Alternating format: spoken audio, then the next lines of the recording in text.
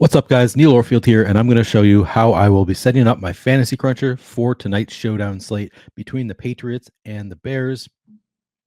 This is, I'll be setting it up for the largest field GPP, so I'll be taking some steps that I wouldn't take in a smaller field GPP or cash games that are just specifically for large field GPPs for the sake of making unique lineups. The first thing I'm going to do actually is a step that I don't always take, but on this particular slate, I want to see how much salary the optimal lineup uses. So I'm going to turn off randomness. I'm going to immediately change my offensive players versus defense to 5.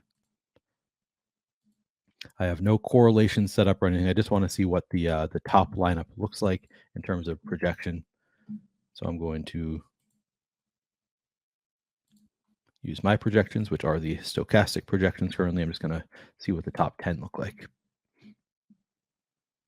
All right, so it looks like the top projected lineup actually does use almost the full salary, uses 49,700 in salary. Second, 49,900. All of the top projected lineups do look like they use pretty close to the full salary. So that is good to know when choosing what to set your salary cap at for purposes of getting unique. So good to see that. Now I'm just going to change my columns. I have a preset quick view that shows what I want to see in the middle of the screen. So you can see the columns change here. Now you can see how much I get of each player after I run a crunch. I just did run a crunch, so you can see I'm getting how much I'm getting of each player, my exposure cap, the ownership projection on each player, et cetera, et cetera. I just want to see these things in the middle of the screen to help me with building my lineups. All right, from here, I'm going to go into the captain tab. And I generally do set a cap on ownership in the captain spot. I allow most players in the flex spot to be 100% owned, but in the captain spot, I sometimes set a limit. Usually, I set a default of 20. Sometimes I change that. This is in 150 lineups. If you're making, 5 lineups, certainly you could just leave that at 100%, have the same captain in all 5. There are a lot of different ways to approach this. This is not something that really gives you any kind of edge. It's just about how much you want to diversify your lineups. Sometimes I do actually allow, even in a 150 set, if it's a Lamar Jackson slate, for example, I might allow Lamar Jackson to be 100% owned in the captain spot. But on this slate, I don't think there are any players that are slam dunk captains. So I'm going to spread out my ownership a little bit and set this cap at 20%. All right, next I'll go into advanced options. This is where I do most of my work, the general tab and then also the groups tab. Starting here in the general tab, unique players per lineup. I'm making 150 lineups. I don't care if my lineups are one away from each other, just one player different. If you're making 20 or fewer, I might change this to 2 unique players per lineup so that you have at least 2 different players in each lineup. But in 150 set, I'm going to leave this at 1 player. Team salary. So here is the salary cap. As we saw, most of the top projected lineups are close to using the full salary. So those are probably the lineups that are going to be the most duplicated just because they do project so well. I'm not going to set a minimum salary. I am going to set a maximum salary. The fact that the top projected lineups do use close to full salary tells me that I don't need to be leaving a crazy amount on the table on this slate. But also, I think it is a slate where you can. I think that the high end options don't actually project that much better than the mid range options, and honestly, nobody projects all that well on this slate. So there are a lot of different ways this could go. I think that you could stand to leave a good amount of salary on the table, but as I said, the top projected lineups don't, so I don't think you necessarily have to. For the sake of this video, I'm going to set my salary cap for these crunches to 49,000, which means I'm leaving $1,000 on the table because the DraftKings salary cap is 50,000. I'm not making any of that use salary more than 49,000. So I'm leaving $1,000 salary on the table for every lineup. And this is something I only do for large field GPPs on showdown type slates where I have concerns about actual lineup duplication. It's not something I would do on like a main slate. You don't need to do that because you don't have the same concerns about your lineups being duplicated. It's just because it's a showdown slate. There are not that many players to choose from. I'm just trying to avoid having massively duplicated lineups so that if I am lucky enough to win, I'm going to win a lot of money instead of seeing like we saw last night where it was 300,000 to first, but first place was split like 1,200 times, and everybody who won, even though things went as well as they could have possibly gone for those people who entered that lineup, they won the slate. They had the best lineup possible. They each won under $900 on a slate that was 300,000 to first. So I want to avoid those types of lineups. Of course, they do win from time to time, but we've seen several unique showdown winners so far this year. Players who lineups that were not duplicated at all have won big money on showdown slates. Those are the types of lineups I am trying to create. Offensive players versus defense. You saw I already changed this. The default is set to 2. I change it to 5 if I have 5 players from one team against the defense from the other team. I don't mind that at all, especially on a slate like this where it could be a very low scoring game. It's certainly a possibility that one of these teams doesn't put up many points at all, and their defense, could have a pick six or cause several turnovers. Could be the highest scoring play from that team. So 5 players versus defense is not something I mind at all, and it's something that the field tries to avoid. So if the field is going to be avoiding it, as I said, I'm trying to make unique lineups. I don't mind having 5 players from one team against the defense from the other.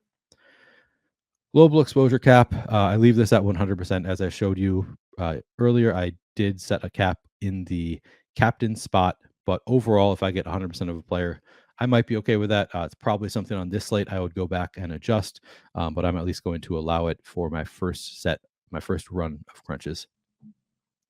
Randomness, this is all about how much control you want over your lineups. I'm using normal distribution randomness, so I can set this a little bit higher. Normal distribution randomness only comes with Fantasy Cruncher Pro. So if you don't have Fantasy Cruncher Pro, you're using classic randomness. You might want to set it a little bit lower. I'm going to use 50%. If you're using classic randomness, maybe you want to set it at 40%, something like that. And if you want more control over your lineups, set it to 0%. You can have total control over your lineups by setting things differently. But I allow some randomness into my lineups. Minimum projected included in the calculation, currently set to 3. That means that any player with a projection below 3 fantasy points will not be included in your player set. They're automatically excluded from every lineup that you make, even if, sometimes there might be a player who projects for 2 fantasy points and he has $200 salary, and that might be good enough to get them into the optimal lineup just because they allow you to play all of the expensive, better projected plays. That won't be included currently because we have this set to minimum projection is 3. I'm going to leave it there.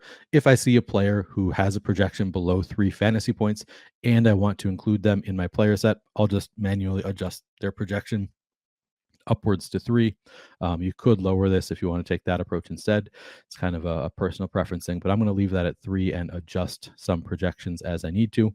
Guys, NBA is here, and we've got our best promo of the year for you. For just $10, you can get 10 days of Stokastic Plus Platinum. That means you'll get full access to all of our data and tools for every sport: NBA, NFL, NHL, PGA, you name it, everything we've got. You'll also get our new lineup generator, which allows you to enter some very basic settings to build and export up to 20 lineups using our data. The builder comes preloaded with settings used by top pros like Alex Baker and Steve Buzzard to help you build great lineups. Again, this deal gives you Stokastic Platinum for 80% off the normal price and gets you access to Lineup Generator. Use promo code HARDWOOD or click the link in the description to sign up. Players from each team max. Again, if I have 5 players from one team against 1 player from the other team, I don't mind that at all. Those types of builds tend to go underutilized in Showdown, so you can make some unique lineups just by having 5 players from one versus 1 from the other team. All right, so that is everything I do in the general tab. Now I'll move to the groups tab. First group I'm going to make is a Justin Fields captain group. I'm going to set Justin Fields in the captain spot as my key player. And then I'm going to add all of his pass catchers to the secondary group. So I added Justin Fields in the captain spot. So all of his pass catchers I'm going to be adding to the secondary group on the left here. Then I'm just finding everybody with a projection.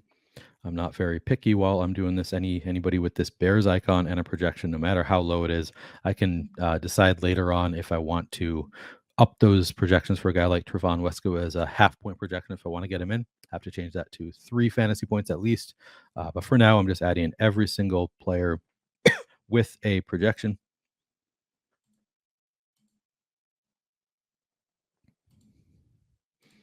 And I'm including running backs here.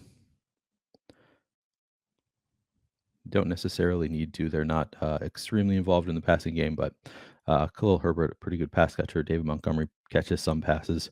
So I'm going to include them.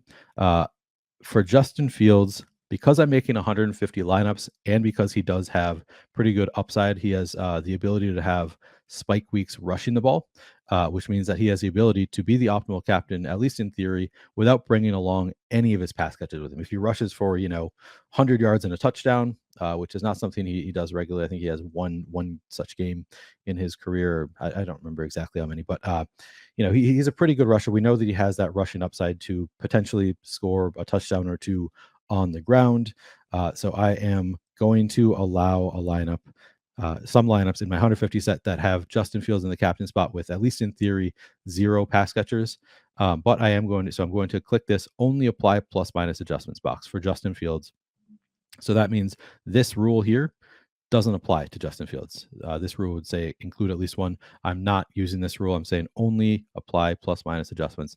But I am going to make it more likely that in lineups that have Justin Fields in the captain spot, I get Bears pass catchers in that lineup elsewhere. So I'm going to give boost to all of these Bears pass catchers to make it more likely that if I have Fields in the captain spot, I have 1 or preferably 2 pass catchers in flex spots.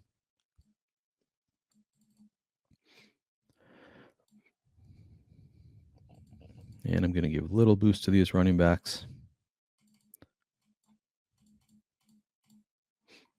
All right, that looks pretty good to me. So that is my Justin Fields captain group.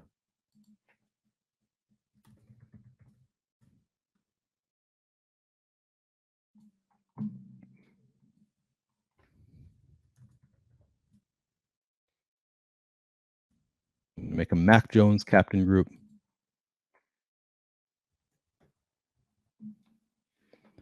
Just going to scroll down, find Mac Jones in the captain spot, make him my key player. And then go ahead and add all of these Patriots receivers to the secondary group.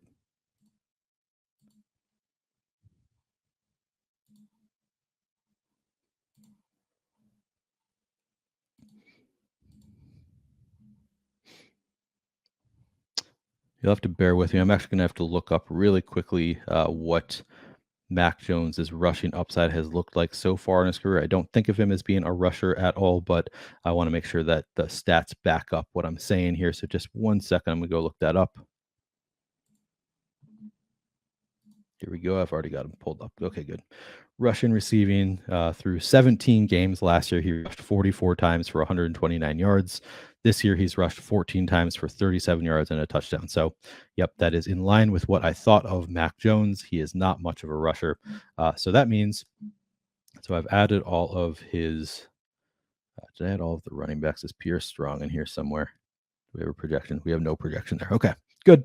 So I've added all of the relevant pass catchers from the Patriots.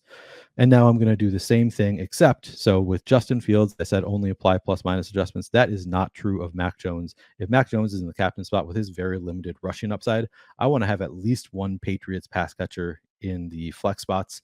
If you're making, probably 50 or fewer lineups, I would probably want to have at least 2 Patriots pass catchers in every lineup that has Mac Jones in the captain spot, just because he doesn't have that rushing upside. So for Mac Jones, as one of the most expensive players on the slate, to be optimal in the captain spot and not be outscored by one of his receivers, he's probably going to need to be spreading the ball around a good amount. So he's going to have to put up a lot of points, fantasy points, to be the highest scoring player or the best captain, to be the optimal captain. And he's probably going to be putting up those points through the air, and that's probably going to mean multiple touchdowns to different players. So in 50 or fewer lineups, I would probably actually change this to, if any key players use, then use at least 2 players from this group. I would require at least 2 pass catchers with Mac Jones in the captain.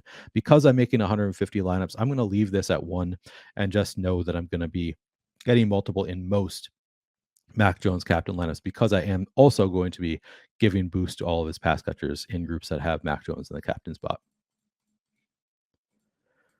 Jacoby Myers already projects so well that he's going to be in a lot of my Mac Jones captain lineups naturally.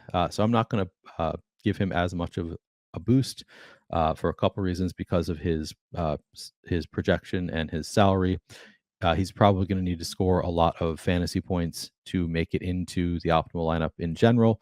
And I don't want him to be outscoring Mac Jones, though. So for a few reasons, and the other one being just that I don't want him to be in every single lineup where I have Mac Jones in the captain spot. And he already projects so well, I'm not going to give him a full boost. But all these other pass catchers, I'm going to give them full. And by full, this is an arbitrary number that I started using. I found it works pretty well to get some of these guys in the lineups, but not in every lineup.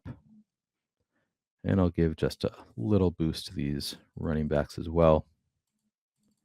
Stevenson's been pretty involved in the passing game recently. All right, that looks good. So now I'm requiring at least one of these pass catchers in every lineup that has Mac Jones in the captain spot, and I gave boost to make it more likely that I get to multiple of them in Mac Jones captain lineups. All right, new group. I'm going to make a Mac Jones in the flex spot lineup.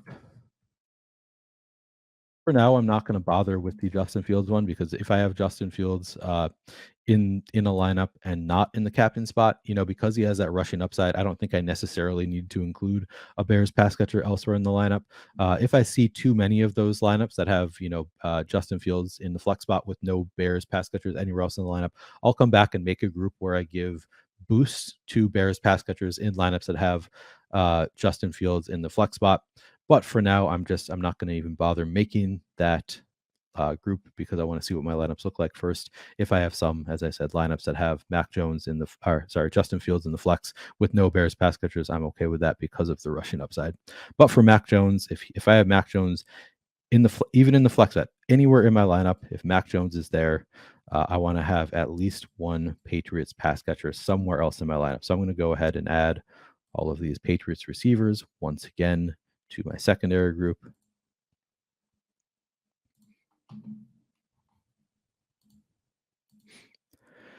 And because in this group I have Mac Jones in the flex spot, I am also going to include those Patriots pass catchers in the captain spot in this group.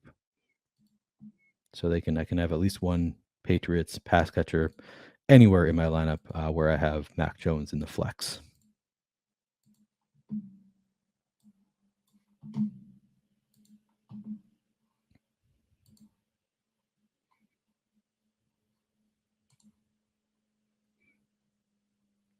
All right, that looks good. So now if you want to give boosts here to some of these pass catchers, you could say, if I have Mac Jones in the flex spot, I want to make it more likely that I get to Devontae Parker, Nelson Aguilar. I don't care as much who's in the lineup with him, but my preference would be for these pass catchers rather than the running backs who are more secondary options. I'll include Ramondre Stevenson. He's a pretty good pass catcher, but you don't even sometimes I won't even bother doing these boosts with pass catchers in this group. I just want to make sure that I have at least one. You don't necessarily need to be making these boosts. Okay, looks good. Now I'm going to save what I've done here. Guys, NBA is here, and we've got our best promo of the year for you. For just $10, you can get 10 days of Stokastic plus Platinum. That means you'll get full access to all of our data and tools for every sport: NBA, NFL, NHL, PGA, you name it, everything we've got.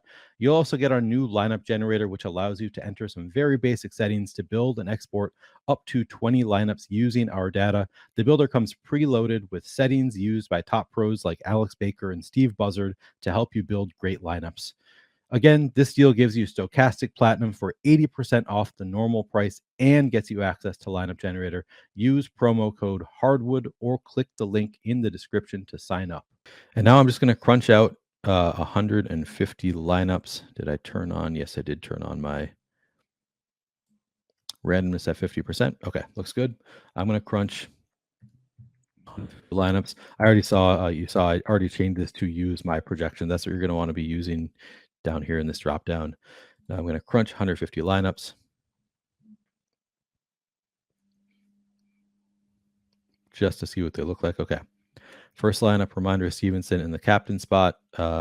This looks fine to me, correlates just fine for me. No major correlation necessary with Ramondre in the captain spot. Second lineup, I've got Mac Jones in the captain spot. So as I said, I'm going to want typically 2 pass catchers, at least one in this lineup. I have 2 here. I have Jacoby Myers and then also Ramondre Stevenson, a pretty good pass catcher. So this correlates well enough for me. All right, now we've got Mac Jones in the flex, correlates well with Jacoby Myers. This lineup all correlates fine for me. Here you can see I have Darnell Mooney in the captain spot, no Justin Fields in the flex spot. I'm okay with that. They obviously correlate positively. If Darnell Mooney has a great game, that probably means that Justin Fields also has a pretty good game because he's throwing the ball to Darnell Mooney. But it's also not a requirement, particularly because of Fields' price tag. It is certainly possible that Darnell Mooney can have 110 yards and a touchdown, and he'll be the highest scoring point per dollar player on the slate and be in the optimal lineup. But that's not necessarily enough to get Justin Fields there as well. So I don't necessarily need Justin Fields in the lineup with Darnell Mooney at captain, so I'm fine with that. Here you can see I have Justin Fields with just Khalil Herbert in the flex spot. I'm okay with that just because of Fields' rushing upside, and Khalil Herbert is a capable pass catcher. Looks fine to me. Again, Jones with multiple pass catchers. In general, I think these lineups look fine. Haven't even run into any. I don't think I've seen any that have Justin Fields even in a flex spot with no Bears pass catchers elsewhere in the lineup. So not looking like that's going to be okay. Here's one, Justin Fields in the flex, no other Bears pass catchers in the lineup with him. I'm okay with that, again, just because of Justin Fields' rushing upside. I think that he could be the optimal Bear in a lineup, even with point PPR, even on a PPR site like DraftKings, where it hurts him that because he's not catching the ball and other players are, but he has enough rushing upside that I think he could be the highest scoring player on the Bears and make it into a lineup like this as the only Bears player. Here's another one. Again, if I started seeing 20 of these lineups in my 150 set, then maybe I'd have concern. Here you can see I have Justin Fields in the captain spot, no Bears pass catchers anywhere else in the lineup. Maybe I want to give bigger boost to those Bears pass catchers to make it more likely I get there. But again, that's the first time I've seen that in any of these lineups. So currently, here's another one. If I see it, handful of times, totally fine with it. If I started seeing it a ton, maybe I'd go back and change my groups a little bit. Here's Fields in the flex. So you can see I'm okay with the amount that I'm getting to these types of lineups. Probably won't want to see much more than what we're seeing here, though, because I do think it's more likely if you have Justin Fields in the lineup somewhere, probably it'd be better to have a Bears pass catcher somewhere else in the lineup as well.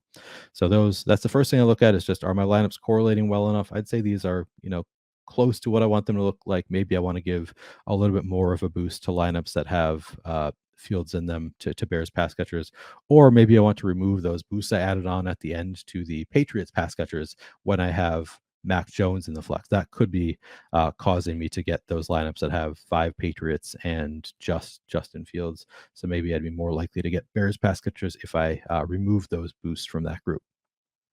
But the second thing I do is I go through position by position, look at projections, and look at how much I'm getting of different players. I think I'm going to want more Justin Fields than this. Coming in, I'm only getting 23% Justin Fields in the flex spot currently. In the captain spot, I'm getting 12%. I think Justin Fields is, one of the highest upside plays on this slate. So I actually think I'm going to give him a little bit of I'll give him a thumbs up. This is typically what I recommend people do. Rather than messing with the projections themselves, I recommend just giving thumbs up to players if you want to get more of them, or thumbs down if you want to get less of them. So I'm going to do that here for Fields, maybe give him a couple.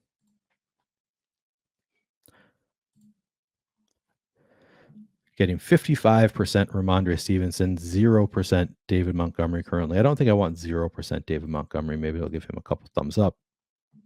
Good amount of Damian Harris, good amount of Khalil Herbert. I'm okay with that. Currently, not going to get any Treston Ebner or Blossomgame. They both project for fewer than 3 fantasy points.